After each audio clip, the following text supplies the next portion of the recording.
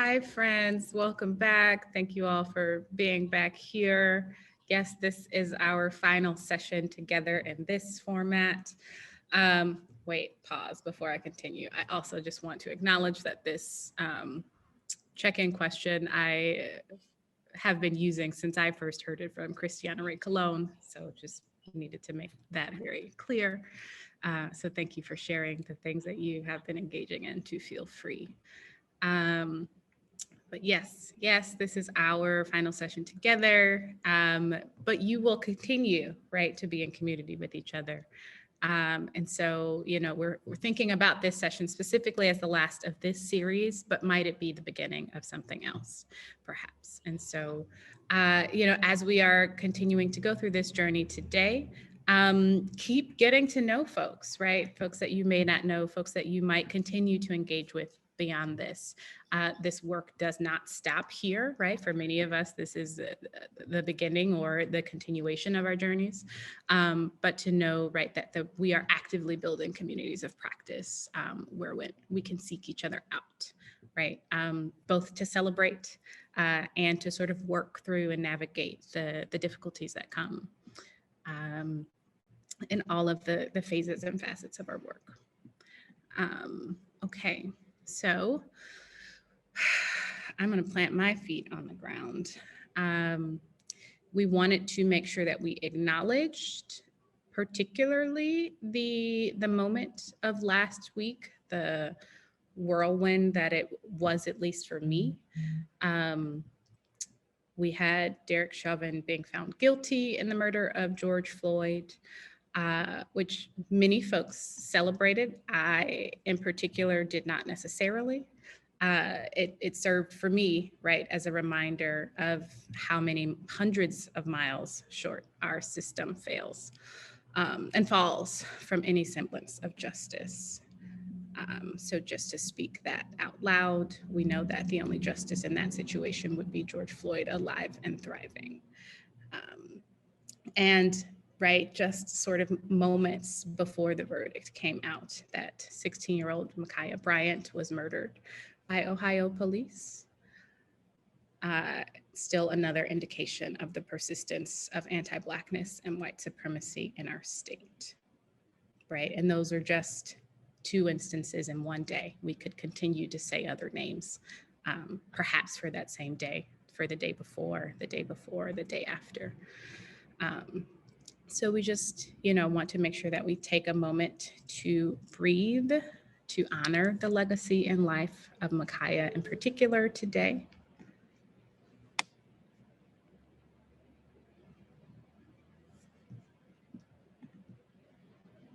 To continue to say her name.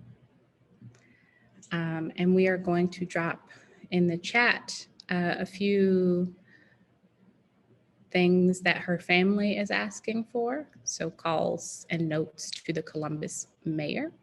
And his Instagram handle is there. The phone number there as well to demand police accountability, right? Not necessarily justice, not justice. There's lots of complex things. I'm like, I don't even know if I call it accountability, but it's somewhere on the road towards accountability. And then there is a petition that we are asking folks to sign. So thank you for taking this moment. I also wanted to hop in to uplift this like very particular cultural strategy that Black women created, which is the phrase, say her name, and that there has been a tendency, you know, in the years since that was sort of invented and made the hashtag, to change it to like say their name or say his name, and that's not the point. And so I wanted to read this tweet from Ungodly Wests. I also put it as an image in the chat, to uplift this because it feels like the least that us as internet users can do, which is reminder that say her name was created specifically for Black women and girls who are victims to police brutality, because our stories are often downplayed and left out of the main BLM narrative. Changing the tag is erasure. Don't do that shit again.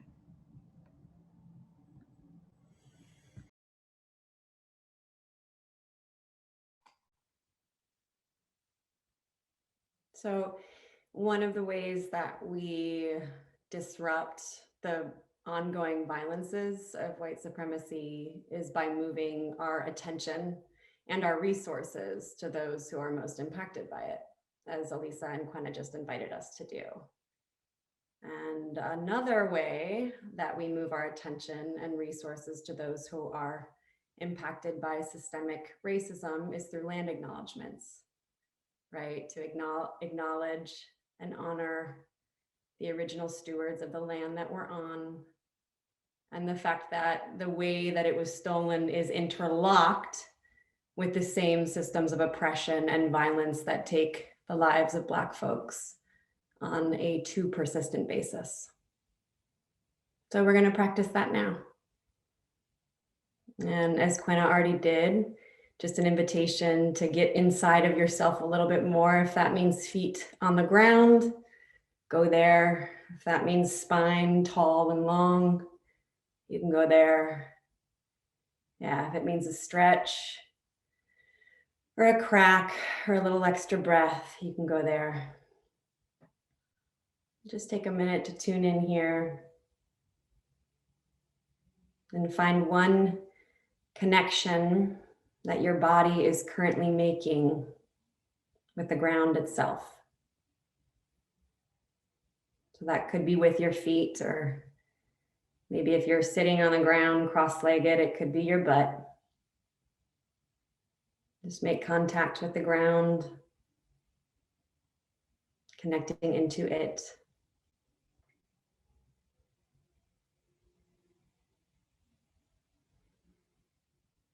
And then acknowledge the connection that your body has to the land that you currently sit on or stand on. And then acknowledge the connection between that land and its original stewards. And you're all on mute. So invitation now to say the names of the people who stewarded the land before you got to it. You've had a couple of opportunities to look those names up. We'll drop the link in one more time. Say those names to know them.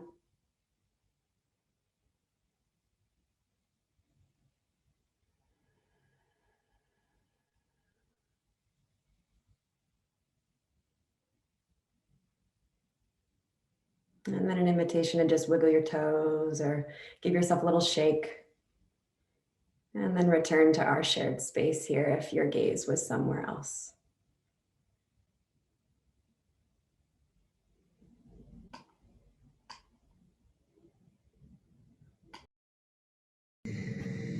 Okay, y'all, one more thing before we go into our little agenda overview, which is that we recognize that as facilitators, we have been inviting moments of pause and moments of breath. And we also want the collective to be able to do that when it feels when you feel the impulse. So we want to share with you this tool that's called Bebo, which basically just means breathe in, breathe out. Anytime someone will like drop Bebo in the chat or say Bebo out loud, might be just like, I'm just talking Bebo, then everybody will breathe in, breathe out.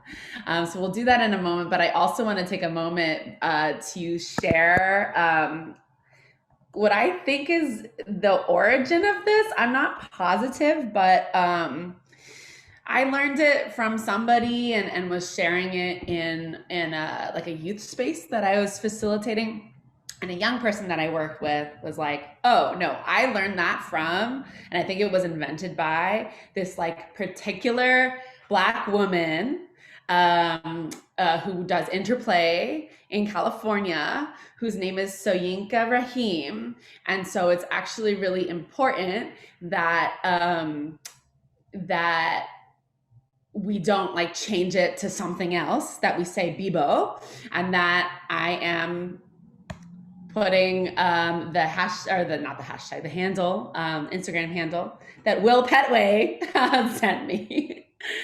And yeah, so I just wanted to say that. That was, I don't know that I told that story well, but I wanted to say that because I had a young person in a class with me, in a session with me, who was like, no, you need to get right.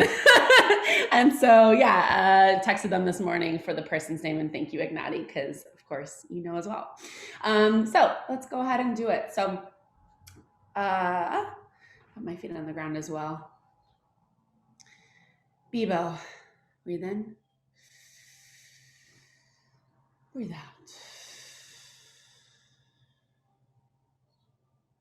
Bebo.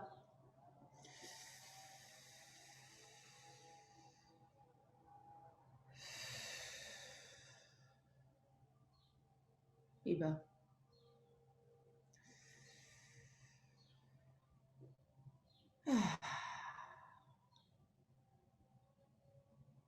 So hope that it reminds us to pause and to remember that we're human in bodies, and to just tune in with each other and the depth of the moment when that comes. Yeah. Okay, let's do it. Oh, and then Ignati also put in the chat, want to uplift this as well, that you can also breathe out with a sound, which I also love to do, with a hum, a yum, a sigh, or a roar, Ignati is saying, which is awesome. Yeah, just to get some sound in your body, because there's a lot of silence, especially over Zoom, you know, so that's really great. Thank you for that, Ignati. Okay, so today we are going to practice and make is going to be our main focus for the day.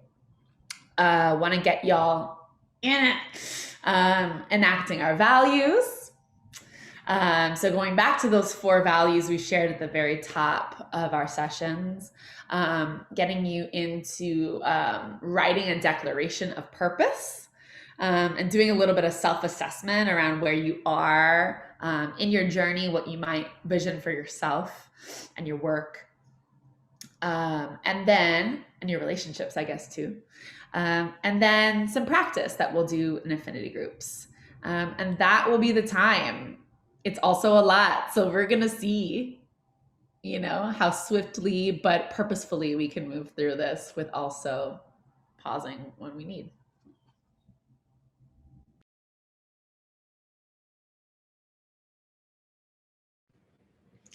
All right, y'all. So here comes an invitation to play. My favorite part. So we have our 4 values, which I think will come up, right? So call AAA when you need it, which is about accountability equaling apology plus action. We've got right relationship is the way, feel it, peel it, heal it, and then centering the Black radical imagination. And so in groups, we'll put you in groups, and we want you to think about and discuss briefly, how do you already, so you'll be in groups, you'll have one value to focus on, right, in your group. And so you'll think about, how do you already enact this value? And then the invitation is to make something using a particular art form that we'll give you, to make something that expresses, demonstrates, illustrates, you know, all of those things that we do with arts, how we enact that value, or that might teach someone how to sort of engage or enact that value. The invitation is to show, don't tell. So really lean into, you know, the play, lean into the art form. And it could be a participatory invitation. You might just, you might make something and just perform it for us, or you might invite the rest of the group to be a part of that engagement with you.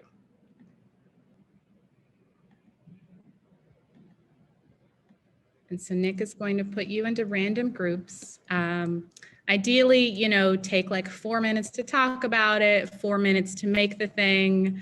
We are certainly leaning into another value that we hold, which is fail fast to learn fast. Like really, we're just going in there, y'all. You know, this should not be perfect. If it is, wow. So these are our art forms. So call AAA when you need it, that you might express this visually, right? Relationship is the way, sonically, whatever that means to you. Feel it, peel it, heal it through movement, and centering the Black radical imagination through narrative. Okay, so those are the invitations and your charges as you go into space with friends. We have a note here to think about a self-reflection on that invitation in terms of how we practice the values in collaboration. For the sake of time, I'll just say them and we'll drop them in the chat. And so I just encourage you to sort of personally reflect on that. But the questions are, how did you do, right? Did you make space for others to share and pause when necessary? Did you talk over or interrupt anyone? Did you listen deeply? Did you contribute meaningfully? And what signals was your body giving you? And just right as you're noticing, as you're thinking about those, to not judge it. I think oftentimes we have an impulse, right, to reflect and then judge our reflections or to judge our behaviors, but we're inviting you to just notice it, right? To just notice what came up and to just sort of be present with that feeling.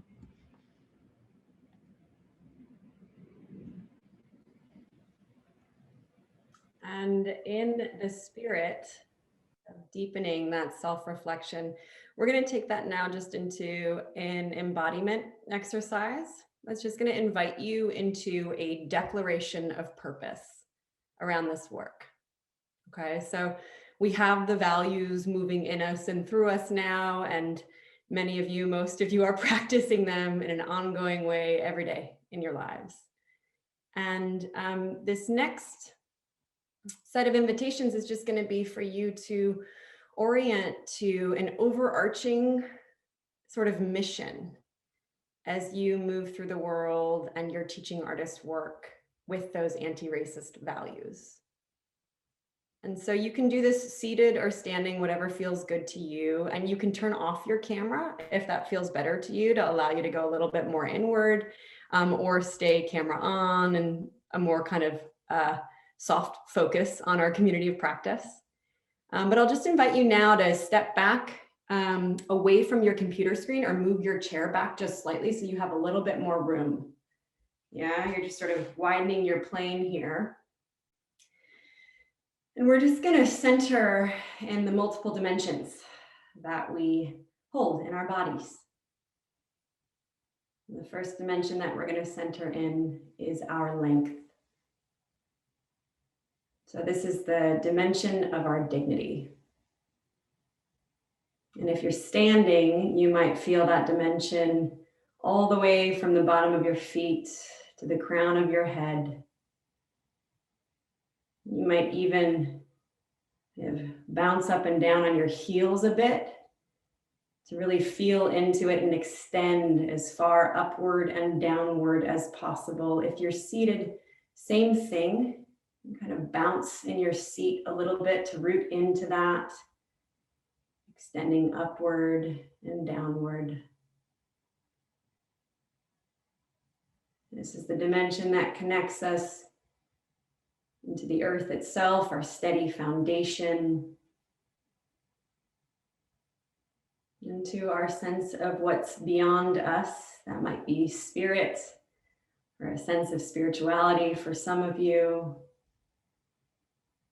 It might just be anything that isn't in your own plane, in your own body. Centering in that vertical line here.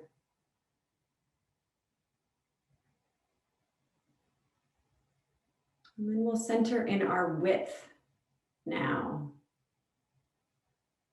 So from one side of the body to the other side of the body. And this is our dimension of interdependence. It's what connects us to each other in this work. And it's what connects us to our other communities of practice, the young people you work with included. So yeah, to feel into that dimension, you can sort of sway side to side. A little rock might be helpful there. A little stretch, maybe even extending your arms outward to feel your full width, to allow yourself to get large in that plane for a moment. Side of the leg, side of the hip to other side of the leg, other side of the hip. Feeling outward. And even allowing yourself to connect to someone else you know in this Zoom room and remembering that your width includes them.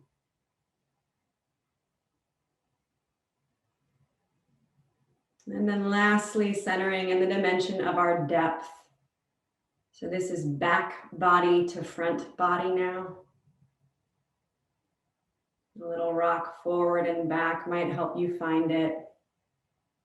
Maybe a hand to your gut, that space of oracular wisdom or intuition, and a hand to the small of your back to really feel that plane. And this is the dimension of everything that came before you at the back body and everything that will come after at the front.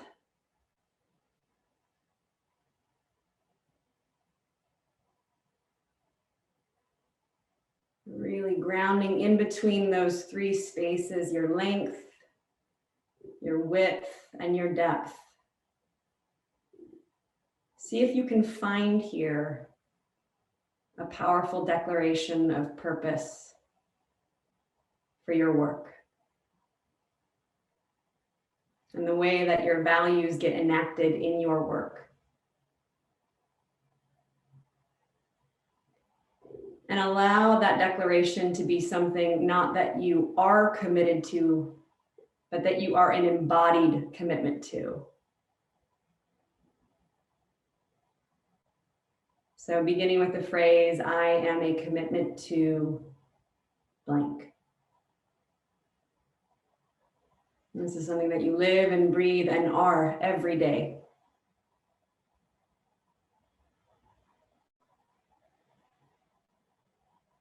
I am a commitment to what?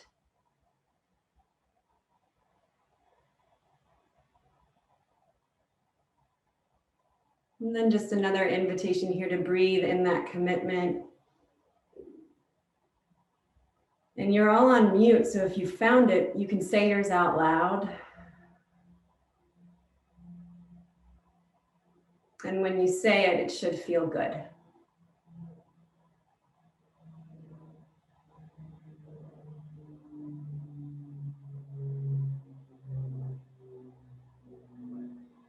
And one more invitation to breathe that in and all the way out. And then when it feels good and right, you can just return to our space. So if your eyes were closed, opening them up to each other. And returning on screen if that feels good too. Yeah, y'all.